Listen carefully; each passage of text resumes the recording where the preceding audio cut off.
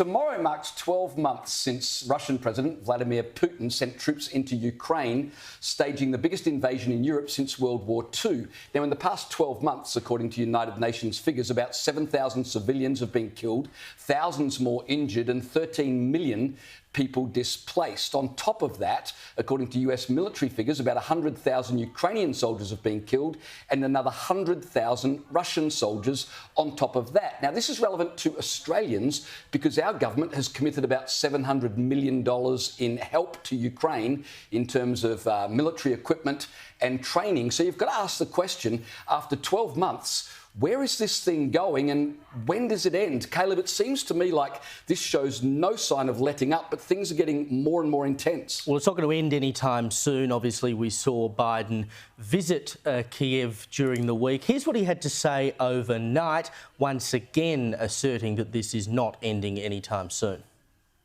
We will defend literally every inch of NATO, every inch of NATO. And this is an important moment. I look forward to the discussion and the next steps we can take together and to keep our alliance strong and to further deter aggression.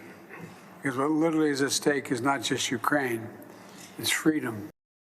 And Putin in the last couple of days has obviously reaffirmed his involvement in this war, pulling out of a nuclear pact that he had with the US.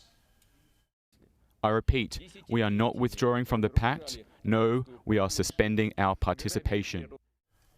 Now, as much as I don't want Ukraine to fall to Russia, and it is Russia's fault that this war was caused, it is worrying to think that this is basically a war to which there is no foreseeable end, because there's only two ways it can end, and that is that Russia either wins, which is bad for us, or we commit, and when I say we, I mean the Western allies, we commit to going in there and fighting this war on the ground with Ukraine, which is yet another war we get heavily involved in, and God knows what comes after that.